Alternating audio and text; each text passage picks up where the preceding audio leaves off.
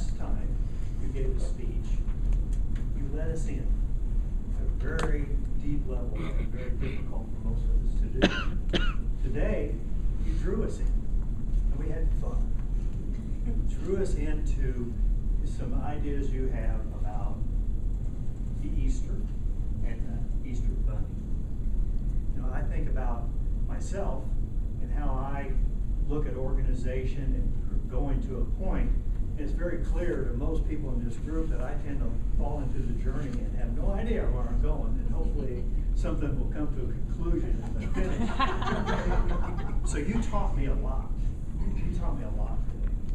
How clearly it is to take a simple topic. Maybe I get too broad and everything, but it was just a simple thing. And I think in the back of the mind, you were thinking, think chocolate.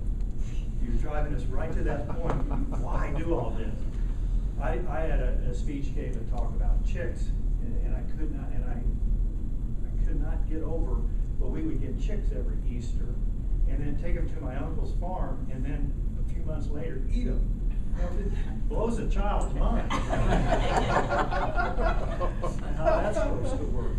But you asked me to look at your pace and how you use your voice and your rhythm to present your talk. And I have learned a long time ago that in some cases, fast is just fine. We can hear it. We can hear it.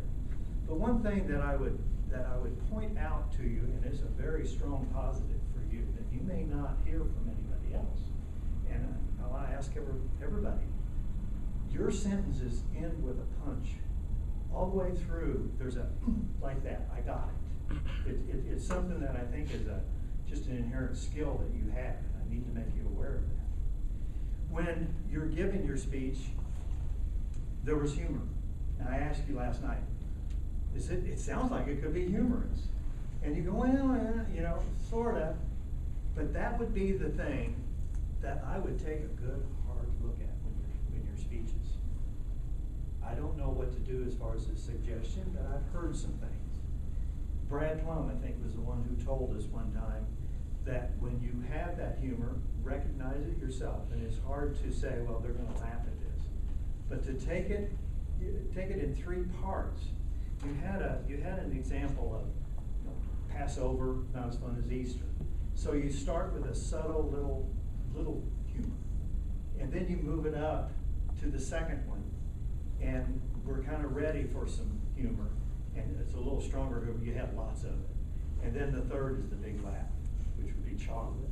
So you can organize your speech around that and give us the 1, 2, 3 punch with that humor, and really crank that up and emphasize that because it was there. And you need to know that. You're ready for your next speech, which is get to the point. For crying out loud, you've already done that. So.